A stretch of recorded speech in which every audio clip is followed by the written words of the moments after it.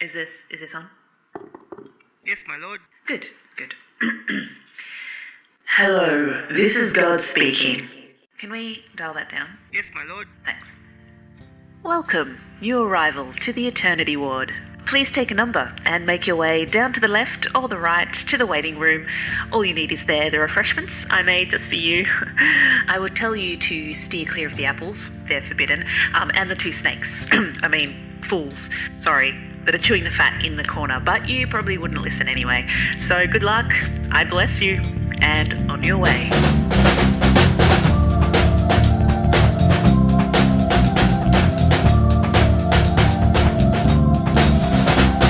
Welcome to the Eternity Ward, where we flick through old copies of Reader's Digest and chat with our buddies while we wait for an appointment with God. I'm Chris Adams. I'm Nick McKinnon. What's up, Mr. Nick? Did you call me Dick? Mr. Nick, Oh. N-I-C-K. Yeah, right. Yeah. What's up, Dick? I wish you had a name that rhymed with a euphemistic derogatory term. I'm doing well, Chris. Most of the day I was spent doing really boring stuff, but while I was preparing my lunch, I got to watch a couple of YouTube videos about determinism and libertarian free will and compatibilism. And man, it was exciting. This shows you Yeah. what my life is like. Yeah, then you shared them with everybody else, and I had to watch them as well. Thanks for that. Oh, you watched them. Good work. I watched one. I never know whether you watch all the stuff that I send you. Of course I do. I'm hurt to think that you think that I just ignore all the things you send me, Nick. Chris, you're not as good a liar as what you think you are. We have a guest tonight. Yeah. Here in the Eternity Ward. Our guest is Jonah. Jonah is he's young. For now. What's up, bro? What's up, bro? Yeah, well, he's young. Let me do the proper intro, Jonah. No, sorry. I was doing what's up, bro. You know, Jonah from Summer Heights High. Oh, Yeah, hey, bro. What's up, mate? He's never heard that before. He's never. Oh, Had I'm that. sure he hasn't. Yeah. No. They say Jonah from Tonga, but I go under Jonah from Bidwell. There you So go. that's me. Jonah, he's young. He's 6'1", the hair in a bun, which is a very Gen Y, internet generation, millennial sort of thing for him to do, which he's doing, and he does very well. He's a friend of mine. He's a youth worker. He's a muso songwriter, releasing an EP. So we thought we'd get him on to talk about creativity. So welcome to the Eternity War, Jonah. Hey, It's good to have you here. it's really good to be here. I'm glad I'm here. Nick, say hello to Jonah. Yo, Jonah. What's up, bro? For all of you who don't have the pleasure of seeing Jonah, he looks like Trevor from GTA, Oh, man. but he's got a man yeah. bun, which is sick. So next time you're playing GTA 5, all you listeners, go to the hairdressers and get Trevor a nice man bun, and you'll know exactly Exactly. what Jonah looks like. Same vibe as well. Oh, yeah. Yeah. Do you just like randomly throw people off bridges? Don't mess with Jonah. So we're going to talk about, creativity. We're in the Eternity Ward, right? This is that, God spiritual theme sort of podcast thing. And we can talk creativity because, well, if God exists, he's the creator, right? That's some creative shit he's done. Yeah. And if we're sort of, made in the image of God, then we should be creative. Or that would be a good attribute to reflect God, I guess. Creativity. So we're talking creativity. Mm. Jonah. Yeah. I should say that I've known Jonah for a long time. I remember him when he was a little whippersnapper, cheeky little kid, cheeky mini version of Trevor. He was just throwing Cabbage Patch Kids off the bridge in those days. I was practicing. This is good. Hey, Jonah, what was Chris like 10 years ago? Chris has not changed in 10 years. Like, Chris is still Chris. Like, exactly. Yeah, I like, maybe I wasn't that observant when I was 4, but I don't know. Like, I just see Chris has been one of those true consistents in my life. The beard's a bit grayer, but I never really grew up. So it's actually weird because when you know people when they were kids and you were an adult, and they were kids, and now they're your peers, it's a bit disturbing. Yeah, I can't imagine it would be, yeah. So, yeah, Jonah's an adult. But I remember you as a kid, and you had a pretty good childhood, I would imagine. I had a great childhood. Talk a bit about that. Okay, yeah, so I grew up in a Christian community, rurally, in Tasmania, and that's where we kind of crossed paths. And that was really fun, growing up in the bush and always building cubby houses and playing footy and just good times. And then moved when I was 8. Well, actually, before I moved to Tasmania, I lived on a bus for a couple of years as my dad was a touring muso. Yeah, that's where I was born, somewhere in South Australia on tour, and then moved to Tassie, and then moved to the western suburbs of Sydney, 2770. You've got to put that on the inside of your CD sleeve. Born on tour. Yeah. That's amazing. Because I was going to ask you, like, when did you start to figure out that music was your creative outlet? And, well, you were born on tour. Yeah, but I think a lot for me is the performance aspect. And that's what that community gave me, was a platform, you know, a few times a year that I could get up and perform Elvis with my best friend who was Down syndrome. Cal, we used to impersonate Elvis a few times a year. He still does it. He still does it. And he's got this brilliant online show that he does. Oh, and he really? had it for a while. It's called The Half Naked Chef. And he just cooks shirtless. It's legitimately like, yeah. He won an award the other day for lip syncing. Yeah. Which is what we did. Which is, we lip synced Elvis. Yeah. So always doing music. But I started writing when I was 13. And I still remember the song off by heart that I wrote when I was 13. But yeah, and so I've been writing since then, so for a while now. What were some of the lyrics from that song? It goes, we're just cherries in a cherry pie. I want to be the apple of your eye. We're just cherries in a cherry pie. I want to be the apple of your eye. Yeah, there you go. That's the first verse. Nice. I'm feeling good. Yeah, so you got to perform. Is that where you got this little creative bug? What did it mean performing in front of people when you were young? I love moving and grooving in front of people. Like, that's what I love doing. And I love music. I just loved Elvis and Michael Jackson so much as a child. I remember my grandma got me, for my 7th birthday, she got me an Elvis CD, and I cried because it was a live version. I said, I don't want to hear the crowd. I just want to hear Elvis. And I was so upset. So it's just kind of been one of those things I really love. Well, I did see you perform just recently in a cafe. Yeah. You saw one of my first performance for a while. I haven't performed for a long time, but it will start to happen more. Did you play any Elvis songs? No. He was moving a bit, though. Yeah, hell yeah. He was moving. Do you do the hip thing? Yeah, I do. Nice. You did that in a Christian community. It was Elvis, man. That's awesome. Because that was one of the things about Elvis. Like, people would ban him from certain places because he was too sexual in his onstage movements. Yeah, and the TV often would crop from the waist up. Yeah, right. Yeah. Yeah, well, Jonah definitely displays some sexual power emanating from him on stage. So what is it like? Because you're not just, walking around shaking your hips all the time. No. So what is it about? Because when you got up there on stage and got into the songs and you just sort of drew everyone else in, you're in some sort of special place. Yeah. That's my favorite place to be. Is that where you feel most alive?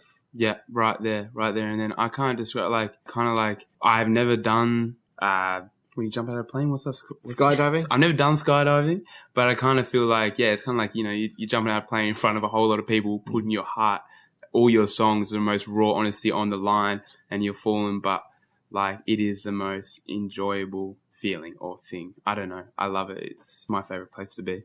Does that include, like, a lot of musicians have to perform in places that music isn't really the priority? Like, if you're playing at a pub or something like that, you're playing the music, but a lot of people are just sort of sitting there drinking. Yeah, one of my first paid gigs, I was like 17. I played in Bar Broadway in Sydney. I did this set and this guy just goes, "You're shit."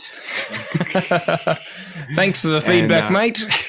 I was like, "Hey, bro, you're 40 drinking on a weeknight and I'm 17 getting paid." Did you really say that to him? Nah, I just kept singing. I should have. You should write a song about him. Yeah, so I don't really do those sorts of gigs. I kind of decided that that's not what I'm doing music for. If it means I don't get paid, then that's cool. But I'm just doing it for a specific purpose. I'm doing music and performing for a specific purpose, and it's not to get paid. So you'd prefer to perform at a venue where you're not getting paid, but it's like the audience is actually attentive and paying attention? Every day of the week, and I'd rather not perform at all than perform at one that's not. Nick and I were in a band for quite a few years. Yeah, I remember seeing you guys play. Yeah.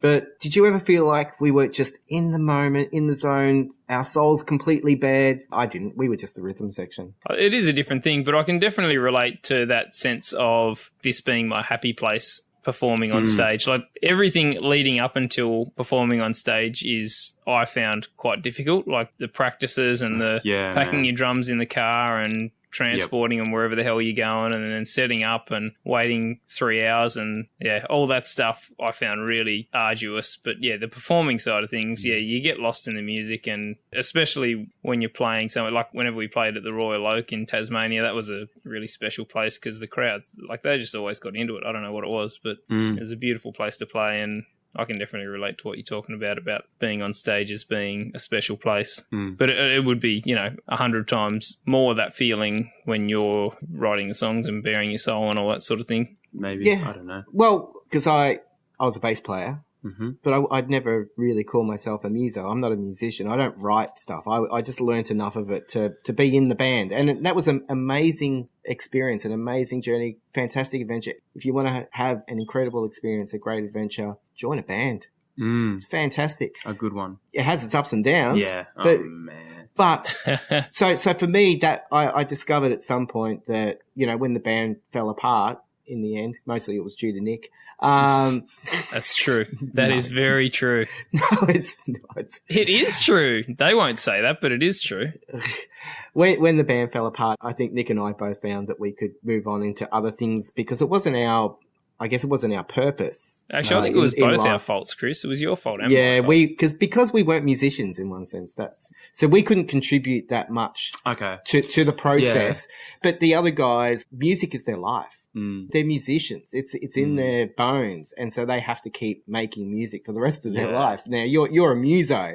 Yeah, maybe I'm a muso. I play, like, the guys I play with, I'm like, man, you are so much better than me in every way. Like, I'm not a musician compared to you. Shout out to B and Sammy, of course. But yeah, I relate to what you're saying as well, and that might seem odd. Yeah, it does. Yeah, but yeah, I definitely relate as well because I've seen you play. Yeah, and it seems to be something that, I don't know. Do you feel like being a musician is a purpose, or is something that you're meant to do? Yeah. No. Okay.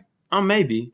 I don't know. I think purpose can be a dangerous word. Right. I mean, growing up with missionary parents and being around missionaries, and I don't know if you've ever met a missionary before, listener, or Nick. Obviously, you have. They put in a lot of work for not much back. They work so hard, and they say, this is my purpose, this is my passion, and I think it's a beautiful thing. But as someone that grows up and sees that as how life goes, and then you take part in what they're doing, and you don't find yourself in the same position, it's very disheartening. You can feel like everything you do is not your purpose.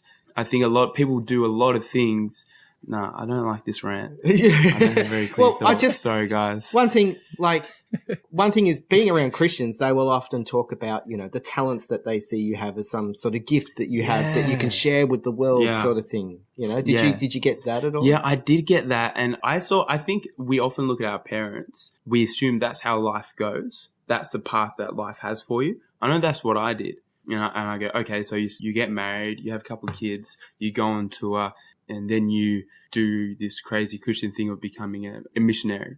I thought, okay, I do youth work. I help kids. And then I also had a lot of people telling me, Jonah, you can do this music thing and you can help a lot more people. But also, hey, you're a great youth worker. You should pursue youth work. So I had these two things kind of telling me I should do music, I should do youth work. And for me as a young guy, I really got caught up with what other people thought I should do. I kind of had that to lead me in life. I didn't know what I wanted to do. I knew I wanted to help people, and I knew I loved tunes. Because it's interesting, because I've known you for a long time, growing up as a kid into a man. I've seen you at times get sort of restless and try different things, trying on different, like I saw you head to the middle of Australia to work with a remote Aboriginal community. Yes. That sounds like an adventure in itself. That was... It's weird because, it was so crazy. I moved to this 47-person town 3 hours from any phone reception or solid internet connection. And it was wild. Like, I saw saltwater crocodiles. I went hunting. I swam with crocodiles, which I didn't know they were there until I got out. We got out. I was in a boat with the guy. He's like, get out once it gets dark. I was like, oh, okay, sweet. Just swim in. And then he's like, okay, get out. I was like, yeah, get out. We're chilling. I dry up. And then he's like, oh, you want to play Spotlight? And he gets out a spotlight and he shines it on the bank. And there's like 20 or 30 crocodiles. And this is 40 meters away from us. So, yeah. Did you shoot your pants? No, I was good because I was out. All right. So I look back on stories like that and I'm like, man, that time was wild. But it was also, those stories only happened a few times. And once you finish school at 2:30, you have 8 hours until you fall asleep to sit on the porch, watch kangaroos and reflect. So what I'm saying is the experience was, there were some wild parts and that's what you do remember. But I think the most impactful parts were those 6 to 8 hours of nothing and just reflection. I was just going to say, I remember when you came back. Yes. It was hard for you. I don't know whether it was just a shift in culture. It was hard for you to settle back in, but you looked a bit restless. It's like, and you're trying to figure out, you know, what you should be doing. So you've got this music thing, you've got your youth work thing, you've got, so for me, it's like you're trying to figure out who you are, what you're meant to be doing, sort of thing. That's what I was talking about before. So the whole time I was there, I was loving it. I think about that community every day. And I think about the kids every day and I miss them every day. But when I was there, like all day that I was there, I just wanted to be home making tunes and being on stage. So again, I had this affliction in me, like, am I a youth worker or am I a muso? Like, what is going on? Like, when I'm there, I want to be doing this. And when I'm there, I want to be doing that. I think generally that's a human condition. We want what we don't have, which makes us so great as a species. Because we keep on going for what we don't have. Yeah, striving. Striving. So I've always been conflicted, I guess, with what am I doing with my time and my life. Going back to the word purpose, I think we often see purpose and passion as this thing that you're always on fire for and you always want to be doing. But I think right now at this age that that's not the case. It's doing it when you don't want to do it, if that makes sense. It's you get an idea gestalt moment where you're like, yeah, that's the right thing to do. And you work out how to do that. And when you don't want to do it, you still get up and do it. That's what I've discovered. And that relates to creativity through and through. I think the only way that works, though, is if those difficult parts of whatever your vocation is offset by those moments of transcendence. And so for you, that being on stage makes it worthwhile to go through the hard bits of, you know, the writing process, the recording process, the editing process, all that stuff. So you have to have a payoff at some point. Yeah, I definitely agree with that. Yeah. You've got some guys that you work with, you know, you've got a band or some other players, but you've also spoken to me about that you don't just call it a band, you're part of a creative collective. Yes, yeah. What does that mean? It's a bit Newtowny. The music side of stuff, we go under Numb Records and you can find that online or you can just look up Numb. Yeah, look up Numb Records or Numb Clothing, Numb Supply. We have a team that designs streetwear. We have a team that does music. And those teams together, we do video clips and we do shoots. And we're all just best mates from the area, from Western Sydney, that kind of found each other and trying to get paid for it in the end. I thought you were doing this without pay. Yeah, I am doing it without pay, but I want to do it full time, so I've got to work that out. If you're doing it as a collective, then you've got to share the money around. What if you go solo, man? More for you. Yeah, but there's no money right now. No, it's a good point. It's a good point. And we talk about that. I actually wanted more to get into, because I've heard you talk about this creative collective as this, like a second home or something. Yeah, man. We're best mates, and I feel really lucky to be part of Numb and Numb Records, NUMB, so Numb. It's kind of like the idea of numb to the boundaries, numb to the bullshit. So, yeah, I feel really lucky because they're my best mates from childhood and we kind of split ways. And then over the last 3-4 years, we kind of started hanging out again. And I'm like, oh, you're into this? Yeah, cool. Oh, I'm into that. Oh, let's jam or let's shoot something this weekend. And then it's kind of just developed into this massive snowball. So could you like outline what this creative collective is? How is it different to a band? Because I understand what a band is. Yeah. So Num started from my mate John, who designs clothes. That's what he was doing with his time, and that's all he was doing, and that's all that Num was. And then me and John started hanging out with a couple of our other friends who were into design and photography and video.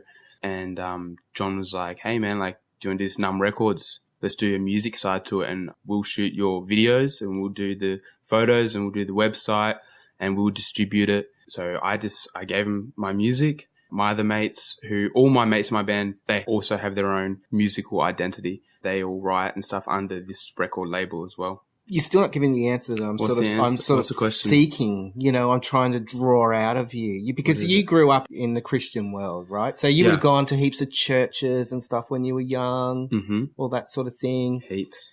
Where are you with your faith now? I guess is one little question we could.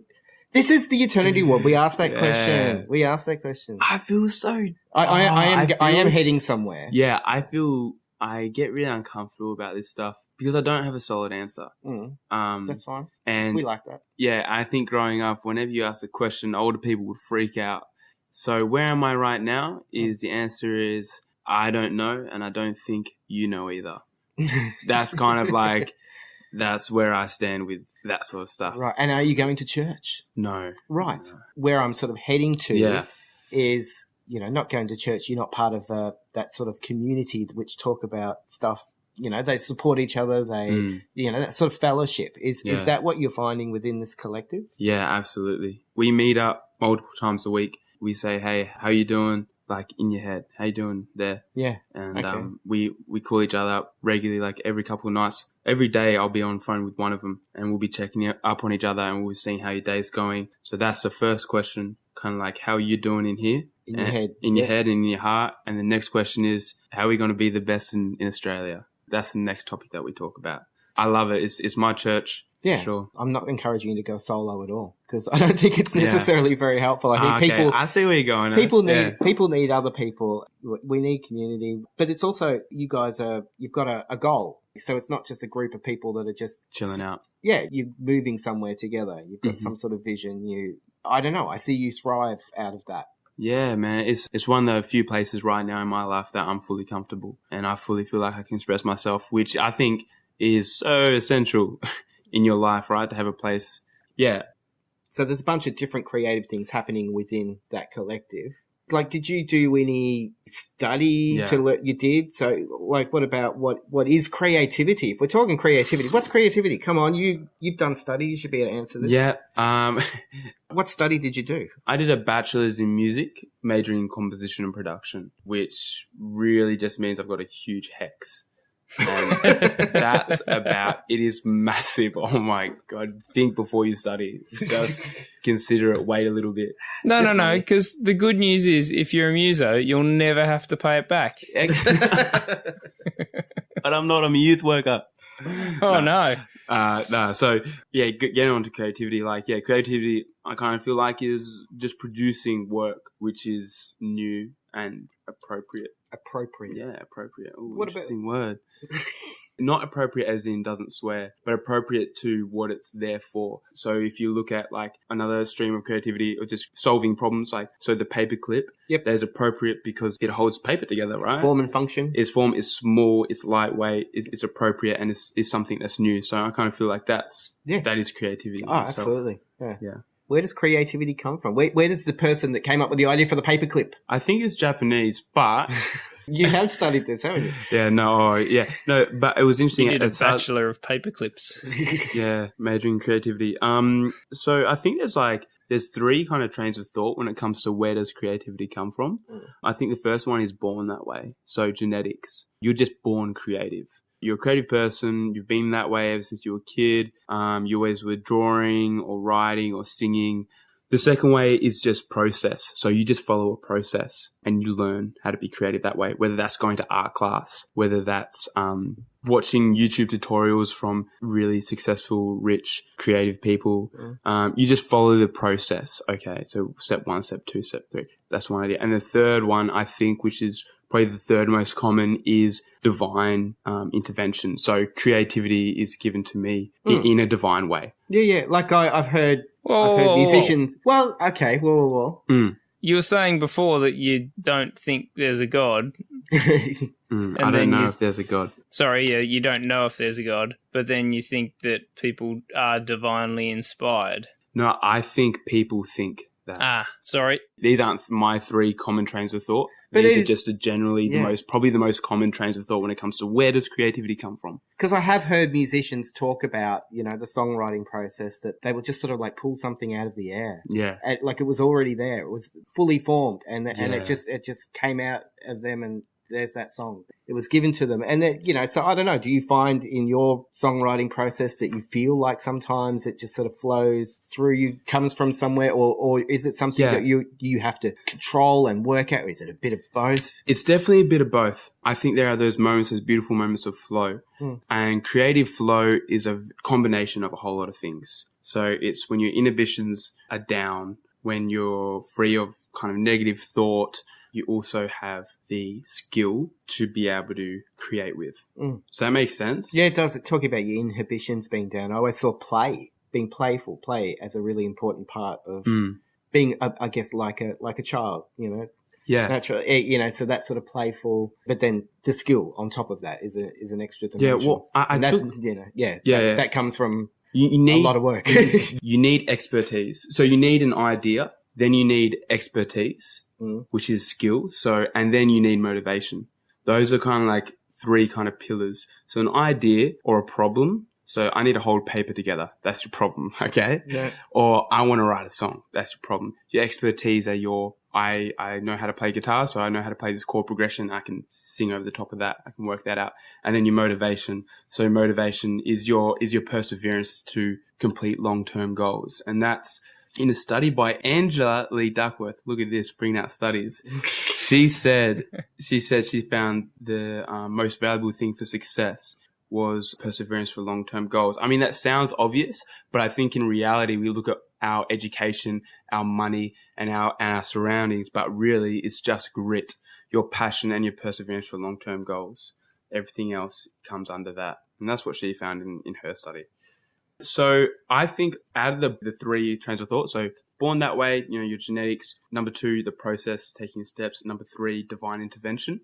I think it's a mix. It's mainly number 2, following the process, but number 1 has an effect on it. Now, they say very creative, successful people have a few traits in them that are similar. So they're open to new experiences. That's a big one. They are reflective. That's another one. I can't remember. Observant, would that be one? Observant. Yeah, sorry. Observant. That's a big one. So observant, open to experiences, reflective. There's a few more, but these traits, I think, come under the idea of born that way. But are they creative? No, they're not creative in itself, but they definitely help that person lean towards creating stuff. So that's how I see it's a mix between that and the process, just doing it. I've heard quite a few different artists talk about that if there was no drugs in the world, that we wouldn't have like hardly any decent music. What do you think about that? Yeah, I don't think you need drugs to make music, but I think creative people, like I said, are open to new experiences. And so they often love drugs because it's a new experience. It's something new, something different. It's not mainstream.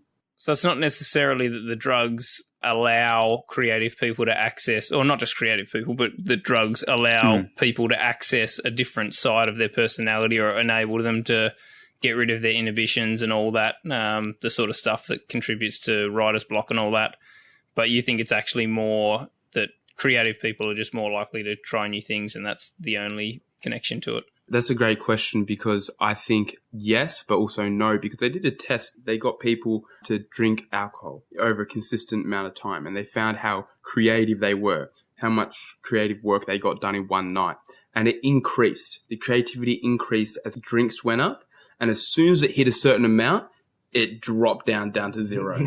So, Wow. But what I think that study is telling us is that it's lowering their inhibitions. It's getting rid of the I can't do this, and kind of bringing up the idea of why not? What if? That's when that comes into play. When your inhibitions are gone, the what if comes out. And that's really crucial when it comes to creativity, also known as divergent thinking. So you have convergent thinking. You go with what is set, what goes with flow. That works when you're driving a car. Okay, I'm going to stop when there's a red light. I'm not going to cross the pedestrian island just because it's faster. You know, that's helpful. That's really good. I'm glad. But divergent is what if I did it this way? What if I did it that way? What if I use this for that? And like you were telling me you were writing a song that wasn't in a key. That sounds like a what if. Yeah, that was one of my goals, to try to write a song not in a key. No tonal center, if you know what that means. But yeah, it was just like, what if? And I came up with a song that I really liked. Now, if creative people are more prone to taking drugs and stuff, are creative people also more prone to things like depression and the world falling apart and introspection and, you know, and I don't know, it seems there's been a lot of creative people that have taken their own lives and so on.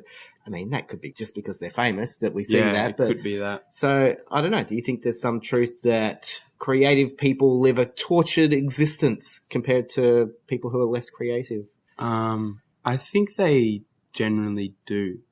I don't. It feels like it. I don't know. It does feel like it, doesn't it? I think there's a whole lot of factors, like you're saying. Famous, being very reflective and ruminating on things can bring up depressive symptoms or whatever. Also, just putting out what you create is very anxious inducing or induces anxiety. Putting something who you are out on the line to be judged. But definitely like addiction can contribute to mental health. I also don't think we as a society really have the answer for depression. Where does that come from either? So whether it's circumstantial or genetic or whatever. Does living a tortured existence help you be creative? Or is it one of these things that sort of stops you from realizing your goals? Man, yeah. I'm just trying to get you to reveal your tortured existence, Jonah. I think I would create if I wasn't tortured or not. But the fact that you guys will hear my record, House of Blues. You can find it on Spotify or Apple Music. And a lot of it is describing my tortured experience, if you will. And I think by putting that in my creativity, a lot of people will connect with it. And a lot of people will praise it and put it up as that's creativity because that's what's widely seen. But I think there's so many forms of creativity other than music, poetry, painting that puts your heart on the line and makes you reflect and ruminate on your mistakes. So yeah, I think parts of creativity definitely need to be from a tortured soul. If it's a song about depression, then it probably should come from a guy or a gal that is experienced depression. But I think there's so much more to creativity. There's solving the problem, whatever the problem is, whether it's you need to hold paper together or whatever. Like there's so many problems that don't take that reflective ruminating on your mistakes. And So do you find yourself being creative in how you, as a youth worker, in how you deal with youth? Because I see lots of kids who will just say to me, I can't draw. You know, and they just won't even have a go at Give them a couple drinks then. I can see why you're not the best youth worker, Jonah. But yeah, do you find yourself being creative in how you interact with young people to try and help them to find their place, find their passions, and helping them be creative, or me doing stuff in creative ways? You doing stuff in creative ways. Yeah, for sure. So like I work in a jail 1 day a week. This is a juvenile justice center. So I play sport with some teenagers there, and we will take a standard game and we'll flip it on its head. We'll do something really weird or wacky. And what it does is it gets them out of because they play basketball all day, every day. They play touch football all day, every day. But what if we played basketball blindfolded? What if we played soccer with a big blow-up ball? So doing something different. And what that allows is them to get out their routine, see things kind of in a new perspective, laugh a lot because a lot of the things go wrong when you're blindfolded kicking a blow-up ball. And I guess, just get some out of their groove, which generally isn't, that positive when you're sitting in a cell. Yeah. Talk about laughing a lot. And I was just sort of making a connection between listening to comedians, you know, how it sort of works that when they make a link between one thing and another thing in a way that you haven't seen before, it creates a new sort of pathway in your brain. It's creating new pathways feels good. And if it's funny, whatever, and feels good, you laugh, you know. So I like that idea of changing it up, and that's making people feel good by doing something new, doing something different. You know? Doing something different, and that's creative on our end. But if we get them to be creative, if we get them to start painting, we do a lot of dot painting with kids and stuff because I work with a lot of Aboriginal Australian kids. Yep. We finish a painting, they get a sense of achievement. That goes through all their life. You know, if I sit down and I work hard on something, I'm going to achieve something. That's pretty standard stuff. But is that creativity? I don't think it is. I think it's just sitting down and doing something and completing something. And that's really where I come from in creativity. So it needs to be an actual expression. No, I think he's saying that it's not just the creative side of it, it's that you got to work hard, and that once you can see something at the end of it and go, wow, all that hard work was actually worthwhile because I've produced this at the end of it, and that gives you a sense of value because I created something, and that makes me feel valuable. I contributed. I'm needed in this world. Yeah, all that sort of stuff. And one of the ways that we try and deal with young people who are running off the rails a bit is try and find them a role, something where a responsibility that you can give them that they can rise to. Yeah, it's hard to find those things sometimes, especially when they are people who have made mistakes in the past, and that so no one's willing to give it to them. That's right. Yeah, achieving something you think is really. I think it's just important as a human being.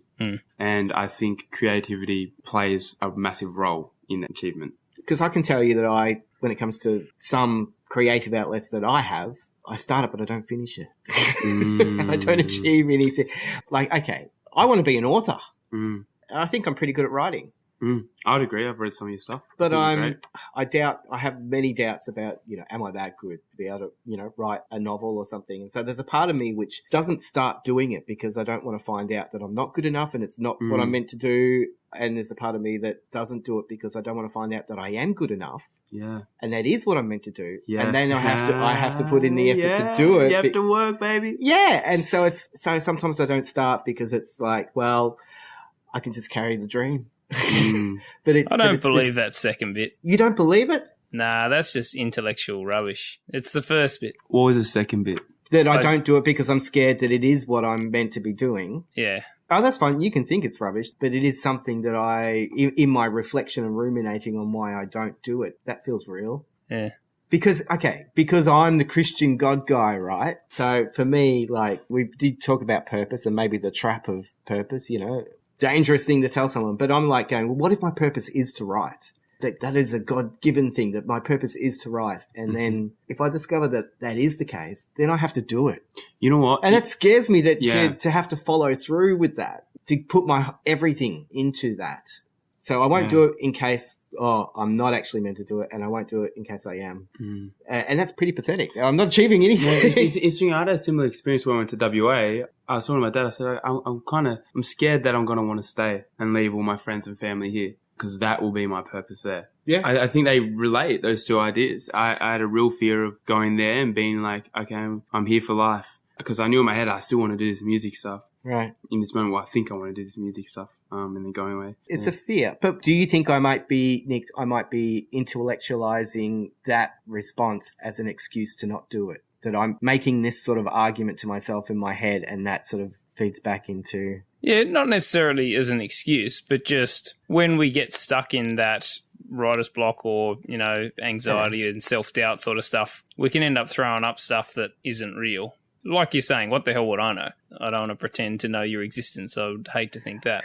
Yeah, but I've got blind spots too, man. Maybe you do know more about me than I do in that sort of sense.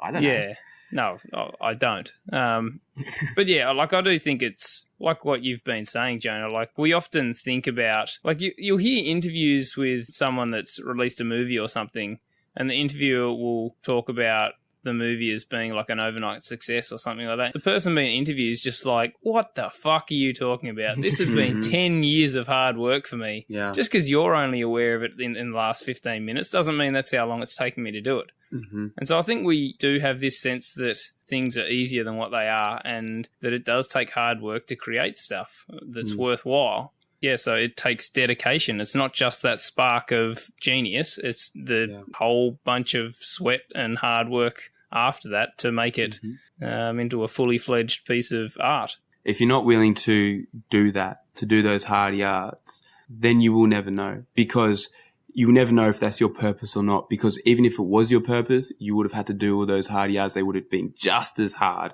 just as many hours. So you either give it a go, you either do those hard yards and at the end you go, that wasn't worth it, or that was worth it. This is my purpose. Yeah. Either way, you're going to do the same amount of work. It's going to be just as hard.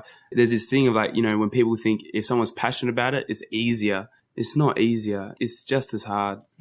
I don't know if I presume this is true for you, Kris, but it's definitely true for me that like creating this podcast is like I love the conversation that we have, that this 2 hours that we sit around chatting. The rest of it's really difficult, like the editing it, the uploading it to all the different platforms and sharing it and all that blah, blah, blah. That stuff sucks. Mm-hmm. Yeah, I spend at least 10 plus hours a week on each episode.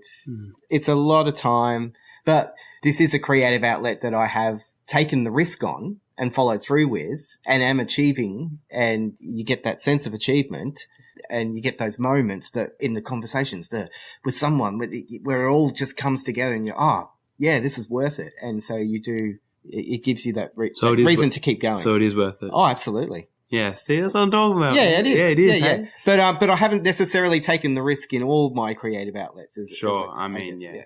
And the problem with writing a book is that it takes a lot more effort at the front end before you get to that payoff. Whereas, like, we record the conversation first. We get the fun bit first. And then it takes, the hours of putting it together. And then we get more fun when we get to listen back to it as a completed thing. That, like, I really enjoy that part as well. But then, it only takes me as a consumer an hour to listen to your podcast. Yeah. And they go, that was great. But if someone calls you and goes, your book was great, that took them a month to read. Yeah. So I think the payoff is bigger. Bigger, right? Yeah. How long did it take you to put this EP that you're releasing together? It actually took me 3 months. Not very long at all, but that was 2 years ago. So hang on, it's taken you 2 years. You're only just releasing it now. Oh, nice. Yeah. Actually, yeah, you're right. Yeah. So, there's been a whole lot of things getting in the way of you. Why didn't you release it 2 years ago? My uni teacher didn't love it. And I was like, oh, okay, must not be that good. Oh, well, good, I won't release it then. I'll just write another one. Then I showed a few people and they got real hyped on it. They're like, hey, give me that record. I really want to listen to it. I was like, oh, okay, so people do like it. And then I worked a full-time job for a year and I offered 2 years. And I wanted to neck myself at the end of working full-time. Like, I can't do this, man. Like, I can't do this. So I've gone part-time and I'm just working on music. Just decided to release it. Got to do it. What's it about? Ooh, it's called House of Blues. Mm-hmm. So you said it was sort of a bit of a tortured story or something. Yeah. Because when I saw you perform recently, you were performing songs that seemed quite uplifting and stuff. So are these ones on the EP? No, that's the next 2 records. So I've written the next record and I've half written the one after that. So you've done the fun bits already. You've got all the songs. Yeah, I know. Now you got the hard work. Yeah, it's so frustrating. So this one, it's a bit of a concept. It's called House of Blues. It kind of takes you from being in a pretty torturous relationship on both ends and feeling like, you're in this house of blues, and then kind of taking it to the last track, Home of Love. And that's kind of reflecting on it and going from living in a house of blues to like accepting pain and living with pain and the understanding that that's life. Like pain is life. That's a natural part of it, but still, living with pain and embracing the joyful moments. And I guess so that kind of takes you from the house of blues to like more of a home of love, like. So if the stuff was written for this like 2 years ago and you've written a whole lot more music since then and you've been on a journey in life, and so your music, I imagine, would reflect a lot of that. Does this still feel current and real to you?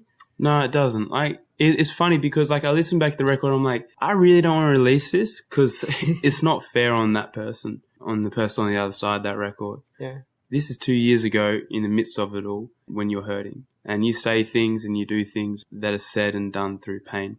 I didn't want to release it because I'm like, man, you don't deserve this. I already regret saying so much of this stuff. But I decided like, I felt like that moment in my life controlled so much of what I did. It controlled what I felt and how I acted. And I'm releasing it as a way of letting that go and saying that time does not control what I do anymore. Does that make sense? I like it. Yeah. As a reason for releasing something. Yeah. If you were saying, that bitch, then Kris and I may have reacted differently. But I think the way you articulated it just then was much more measured and thoughtful.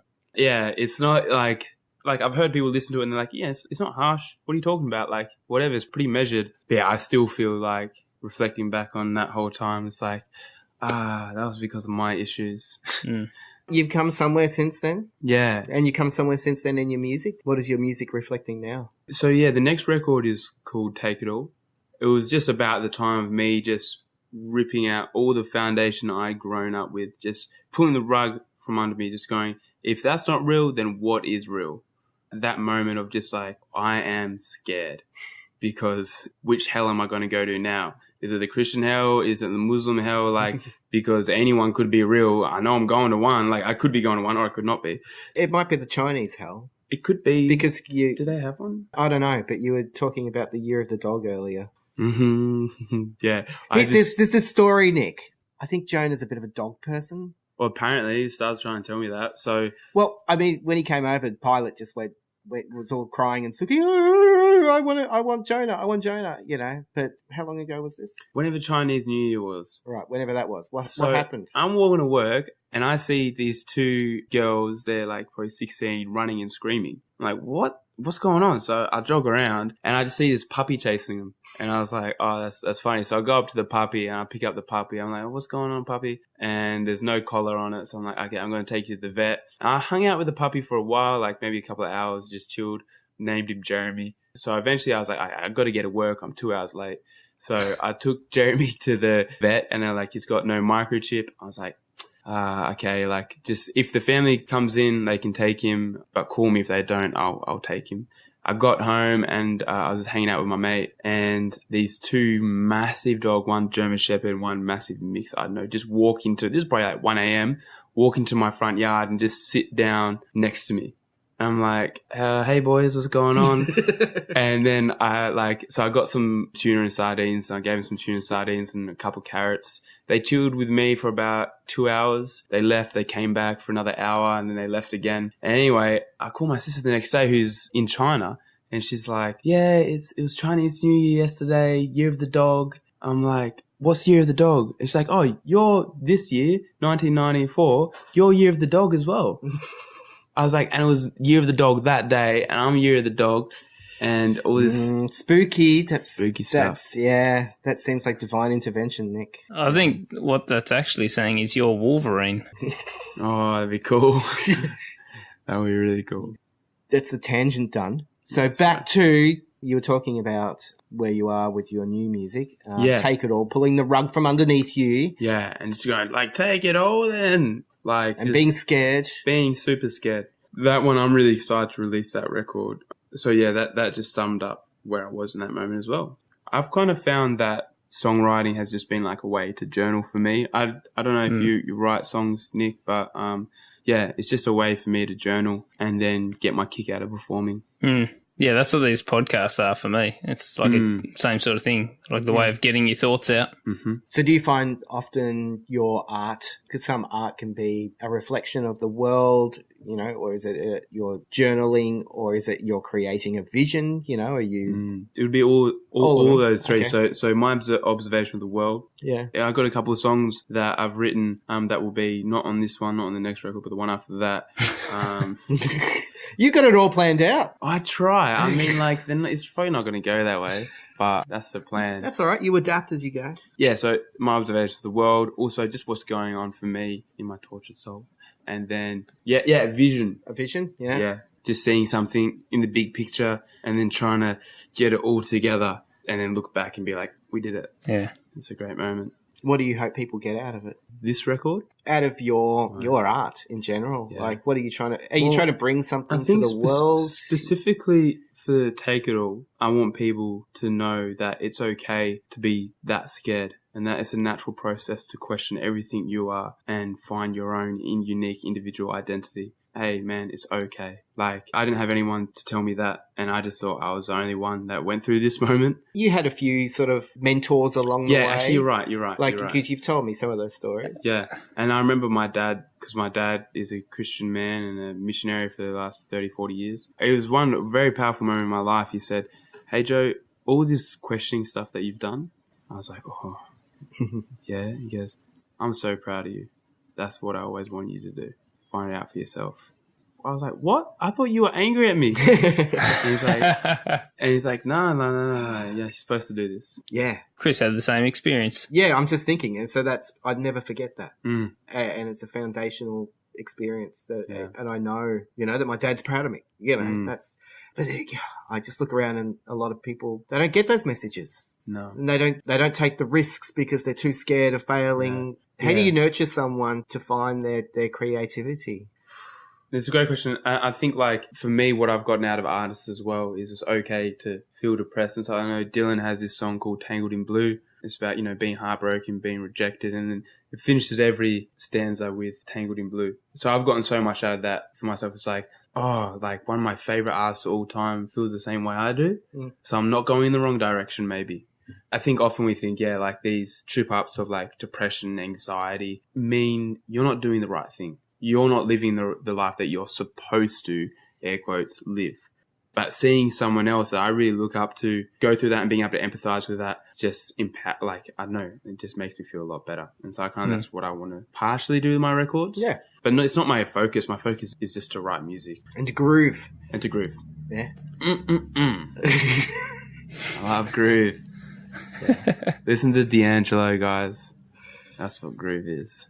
We were originally going to get you on this podcast to talk about meditation because that's another thing that both Nick and I have been trying to implement into our lives because we can see the benefits to it, but to make it a routine, to do it. Because there are times when you do it and I go, oh, that was really good. And then the next day the app will say, hey, it's time to meditate. And I'll just go flick it off my screen and won't do it at all. You meditate every day. Yes. Yeah? Yeah, I meditate through an app called Headspace. Yep. It's not related to the Australian organisation Headspace. Oh, isn't it? No, I thought it was. Yeah, no, it's not. It's totally separate, which is good because when I've mentioned to people, you should get this app Headspace, it's like, oh, I don't need Headspace, man. It's like, oh, no, it's not connected to that. Like, okay, cool, yeah, I'll get it. Yeah, which is so ridiculous. But anyway, so I meditate every day. I haven't meditated yet, but when I get home, I will meditate. I would ask you guys, what's the longest period of time, consecutive days you've meditated for? Consecutive days? Okay. Did you get anything out of Kris? Did you get anything out of those days? I got something out of it, but I find the distractions in life easier to do. But I find that a lot in life. I have to be doing something all the time. Yeah. And when I finally am in a situation where I'm forced to not really do anything and stop and reflect and be quiet, and I can do that and I enjoy that. And I go, why don't I do this more often? Mm. I don't know. It was just interesting. You were talking before about being passionate about something and it's not always easy. How did you develop the will to do it every day? Mm. Do you just enjoy it that much every day? Do you? I know I did for the first 10 days. It really changed my life in that first 10 days. I listened to a couple podcasts about meditation and what they described is what I wanted. I've missed days for sure. I missed 4 days in a row about a month ago. Did you notice a difference in your demeanor or something? I had an interesting 4 days that had a lot of other things going on. I was out partying for those 4 days. So I think things affected me definitely. I don't know if it was from not meditating. Fair enough. Yeah. So I came off that weekend feeling pretty down and out. And I got back on meditation after that. But I just decided, that's it. I just decided that I'm going to do it for a year. So I paid a year's subscription. I said, I'm going to do it. I'm going to do this. And if I miss days, that's okay. But I'm just going to do this. I'm going to do it for a year. I'm just wondering if it relates to the same way that you approach other things in life. Is it, is it the same with your art, your creativity? Yeah, it does. And it's just it's that sitting down every day. When I get into a thing of okay, I want to write hardcore. I make sure I write every day. So I sit down every day and I write. Even if I'm writing, I don't know what to write. Literally until I have 3 pages of me saying I don't know what to write, then I can finish writing. It never ends up like that, but I make sure I sit down every day and I write. I don't wait for God to give me a divine intervention to create something. I don't wait for my genetics to kick in. I go to this option of the process. And you just take those steps, you sit down and you write. There's a lot of other things that kind of help with that. So I give myself these things called SMART goals. So SMART, that's how you spell smart, I think. Correct. So S is specific and stretching. So I pick my goal. Okay, I want to write a 4-track EP. The next one is M, measurable. So it's got to be a measurable goal. I want to meditate 10 minutes every day. That's measurable, literally, but 10 minutes. Well, I want to write 4 songs. Boom, 4. A, the you've got to be attractive. You've got to be attracted to that idea, that end goal. Okay, am I attracted to having completed a full record? Hell yeah. Am I attracted to completing a book and releasing that? Hell yeah. Am I attracted to the idea of having a podcast out every week or meditating every day or getting a six-pack? Yeah, that's attractive to me. Next one is art. Realistic. It's got to be realistic. But this one I do a little star on because not always. Because you've got to ask yourself, what if? Yeah. So it's got to be realistic in a sense. But definitely push the boundaries. And then last one, time frame. Give yourself a time frame. And that's 3 months. I have a problem with all of this. Okay, go. It sounds like work. I want creativity just to be this free-flowing thing, and I'll put some flowers in my hair and skip through the fields, and it'll all be nice and easy. Yeah, that's not creativity, though. You're getting your words wrong. That's called LSD.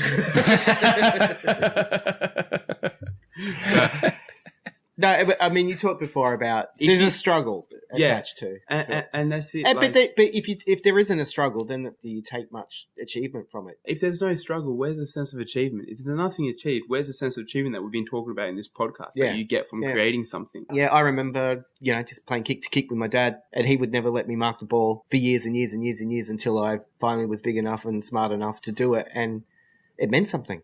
It does, man. and you know what? Like, I don't have the science behind this, but I reckon it's correct. I think that the whole social media as a form of our main entertainment being really detrimental and dangerous to what we end up achieving in our life.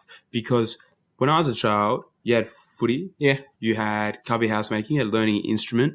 We used to make movies when we were kids and stuff like that. All these tasks, all these forms of entertainment are both physically and mentally tolling.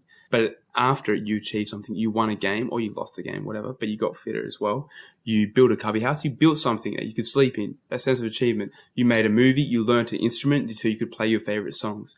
These sense of achievement, these things that you work hard to enjoy, but you also enjoy working hard. Yeah.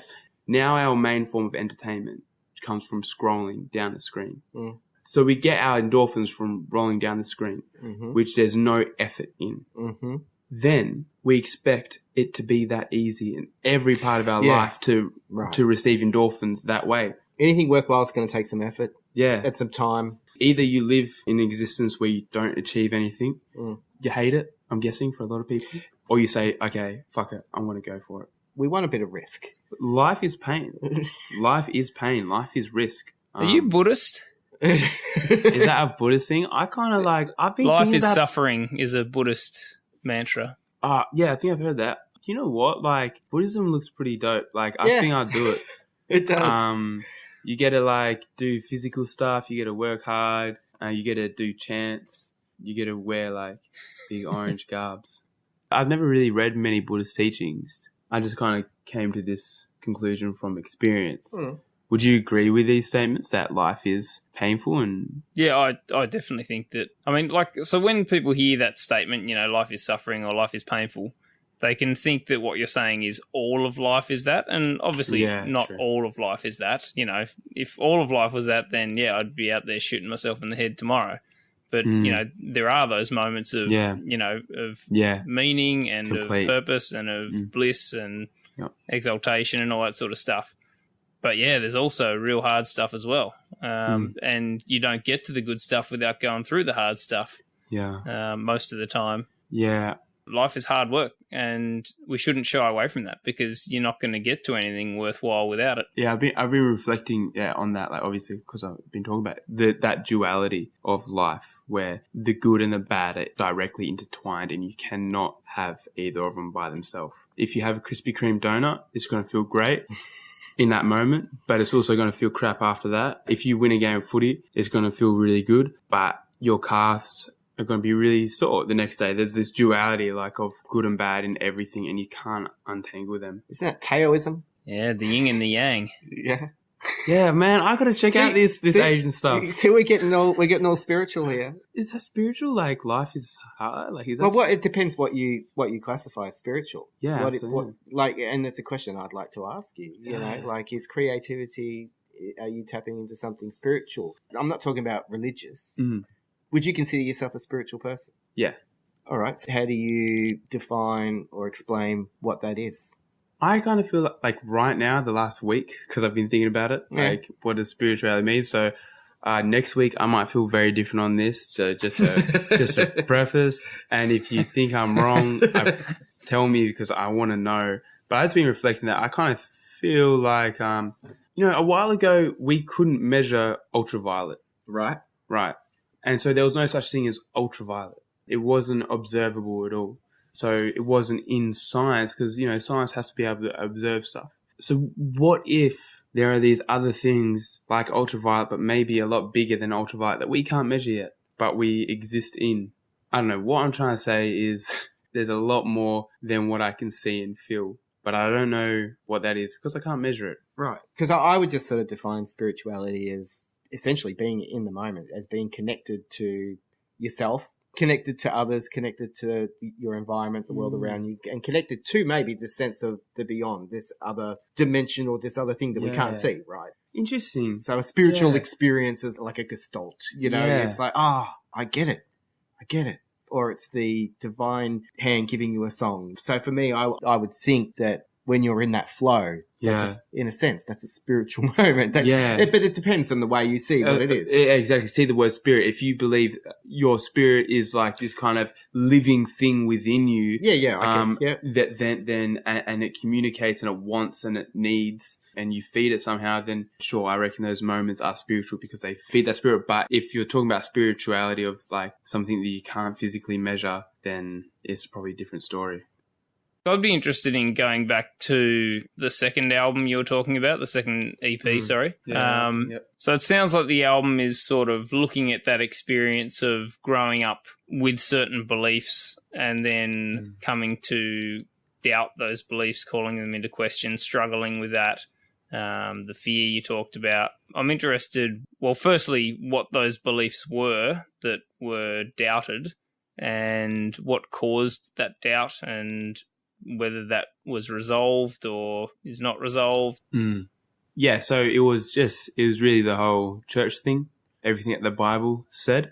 That was everything that I was taught. And I just didn't buy it anymore. I don't know how to explain it. I just didn't buy it anymore. And I was like, I asked God a lot, like, if this is true, then it will be true. You've got that under control. But my mind, the way it works right now, it doesn't buy that. But if it is true, it's bigger than the way my mind works. So that's how I kind of came to like settled on it and not be so scared of it.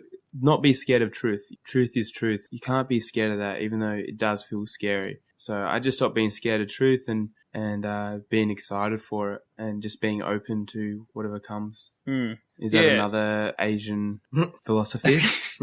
Probably. Not that I know of. I've done as much study of Asian religions as you have, I'm sure. I feel certain connections with your story as to what I've been through. Like, obviously, there'd be a million differences as well. But, like, I remember when I was first sort of coming across some of these doubt issues about, well, for me, like, these are probably slightly different things that you were doubting. But, yeah, like whether God existed and what that would mean coming from a Christian family and, how the hell is that going to affect my standing, my relationships with my family and all that sort of stuff. And, if there is a God and I'm wrong, then what does that mean? So all those fears sort of things I definitely felt. But, like, I'm shocked at how little I feel any of that stuff now. Like, it didn't take long. Once I really felt clarity in the things that I believe, like, I had all those doubts before and now, like, they're just gone. Like, I know what I believe. Now, that doesn't mean that I'm certain about any of it or that I wouldn't listen carefully to opposing points of view. I mean, that's part of the reason we started this podcast, because I really want to hear the other position. I wanted to have Christians come on and convince me that I'm wrong, because I like the idea that there's a loving God there. That and there's heaven. I mean, there's negative sides of the heaven thing as well. But yeah, like I would love to be spending all of eternity eating Krispy Kreme donuts without the negative side effects. Yeah, it's weird. And then you get like, as much as you try to believe it, it's this weird thing of like, I just don't believe it. And you go, well, if God's real, then the predestination idea of everything's, already decided for us and wherever we'll end up, we'll end up. Yeah. if he's real, then he's decided for me to believe this and go to hell if that's the case. But I'm not too worried about it anymore. No, same. And like I've really experienced that there's that verse in the Bible that talks about the truth will set you free. And I'm like, it has. I feel free in a way that I didn't since I was like 6 years old and, didn't really have questions.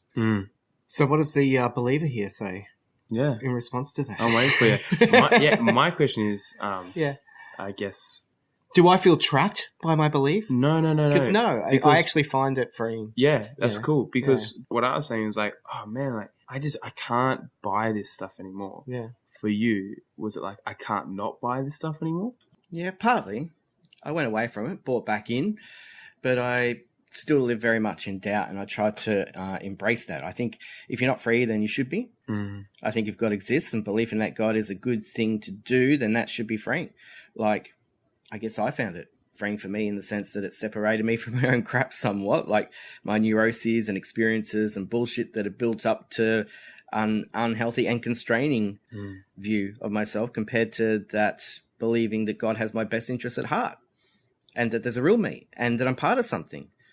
So yeah, at present, I don't find God stifling. But I had to drop a bunch of religious stuff that I do find stifling, had to drop the idea that I'm in relationship with God, try to see God as the ground from which we all spring. There's whatever, I don't know, a whole bunch of theological concepts I'm still struggling with and exploring, and that's cool.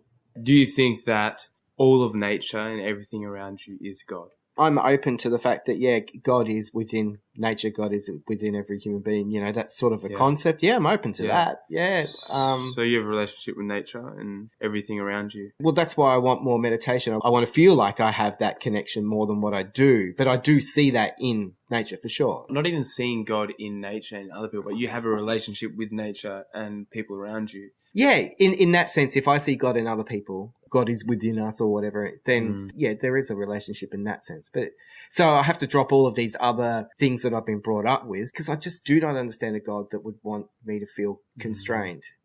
Or pain. Well, that's an interesting one because we're talking about pain. There was this quote that I was, because of what you were talking about. Theodore Roosevelt, we know that guy, right? We know that bloke. You're pretty young, you might not know. Jonah. One of the Beatles, wasn't he? Is an American president. Yeah, no, I know. Nothing in the world is worth having or worth doing unless it means effort, pain, and difficulty. I have never in my life envied a human being who led an easy life. I have envied a great many people who led difficult lives and led them well. I think it's a good quote for some of what you were talking about. Because I think watching you, it's not like you have everything together, but you're employing this not just in your creativity, this sort of concept of things taking effort. You're employing it in the youth work you do. You're employing it in the meditation you do. You employ it in, what you eat. Yeah, big one. What sort of activities do you do? Like you do some martial arts or something, being committed to trying to be better or trying to go somewhere. Or what is it? I don't know because I try to be better every day. Like, I try to eat better than I did the day before. I try to work out harder than I did before. I try to write better music than I did the day before. I try to be more open-minded. I try to beat down my ego as much as possible. Just challenge it, explore it. Every day, I try. I don't know if the way I'm living is the right way to always be trying to improve and be better every day and try to lead a somewhat difficult life.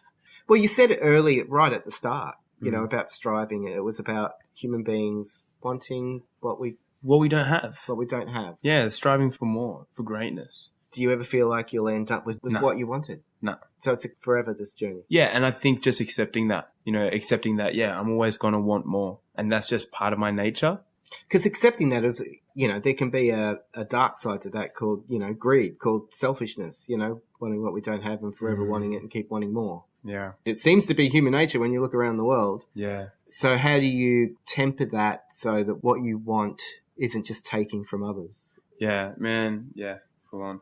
One thing I've been struggling this year is I've been so focused since I got back from the middle of Australia. Been so focused on my own creative projects and my own success in that. And I've had a lot of people around me help me. And, it didn't make me that happy. I wasn't that happy about it. So one commitment that I've made is I really want to help people in their projects with my heart and soul as if it was my baby. And so that's one thing I want to do. That's one strategy. I think that's the way it works. You help other people and then they help you. We feed off each other. We need each other. You take from other people, they'll take from you. Yeah. The energy that we put out there, it's all spiritual, Nick. Spiritual energy. Yeah, right. Thanks, Oprah. Oprah 2020, I'm out.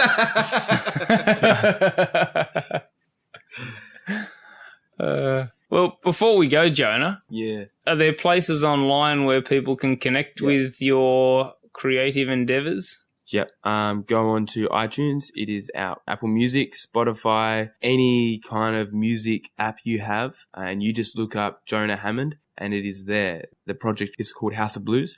You can look up Jonah Hammond into YouTube. You'll find a clip up there. It's shot by one of my best mates, Matt. You can find it on any platform. Even if you just Google Jonah Hammond or Numb Records, you'll find the write-up about the piece and kind of the behind-the-scenes stuff. Yeah, or you can find me on Instagram, which is jonah.frombidwell. jonah.frombidwill. And I'll have links there as well. And enjoy it. You know, if you hate it, please hate it. If you love it, please love it. If you hate it passionately. Hate it passionately. Just don't tell me. Nah, tell me. It's nice if you get like constructive feedback. You don't just want, Yes. you're a tool, Nick, but if someone Yeah. can come across and say, you know, I really enjoyed this specific part here, it really connected in this specific way, or this part here I didn't get it. Yeah. You know, that bit was weird. That stuff helps. Yeah. So it is actually up right now as I'm speaking. Yeah. Cool. Yeah. So check it out. Cool. Check out Numb Supply, Numb Clothing. You can look at our other artist, Ness Afara, Nesafara. He's a rapper from the area and he's one of the best in Australia, hands down. Yeah, we'll put links to all of those things on the blog that we embed the podcast in. So, yeah, check it out. I'm grooving. You're grooving. Yeah, let's finish with some groove. Hey, you want to play some music for us? Yeah, for sure. Like you didn't bring a guitar, so you want to play something from the EP? Or yeah. What do you guys want? Do you guys want an upbeat one or a sad one? He's working the crowd. Should be off the first one, shouldn't it? Yeah, we want a tortured one. You want to torch one? Okay, we'll chuck on because this one is kind of like this one's from the clip that we shot and is in some competitions, which hopefully we'll win. It's called Falling. Writing wise, I wanted this one to be quite visual in the way I wrote imagery, and you hear that in the first verse and stuff. So I want to explore imagery, and that was my main goal with this song, but to also describe accurately the experience of falling in and out of infatuation. Thanks, Jonah. Thank you guys so much. Thanks, Nick. Really appreciate your thoughts and your Nah. time, and same as you, Chris. Yep. Really No, appreciate thank your you, thoughts. Jonah. Just remember us when you're famous. Don't let that ego get too big. Every day. Be creative. Yeah, do it. Be creative and just give yourself some goals, even if it's just for 2 weeks or a month. And you're not Every going to day. kick goals every time, every day. Failure is part of life. Don't beat yourself up. Go again. Once you realize you're always going to fail, then I reckon that's pretty freeing. Yeah. Yeah. Thanks, Jonah. I'm feeling inspired. Cool. Awesome. Love you guys. Cheers, Jonah. The lights are out and you have left. It's the cold grey streets or our empty bed. There's green in the tin and alcohol in my breath. Phone in my hand and you in my head. I'm falling so hard. I'm falling back in love. You take me to a place so strange. You take me to a place I can't stay. No, I followed your voice into the lies. You held his hand while I was lost in your eyes. There's no way to behave, there's no way to behave. No, I can't stay,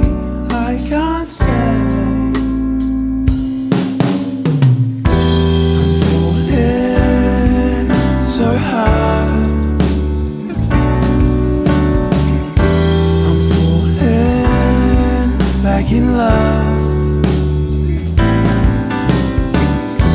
You take me to a place so strange. You take me to a place I can't stay.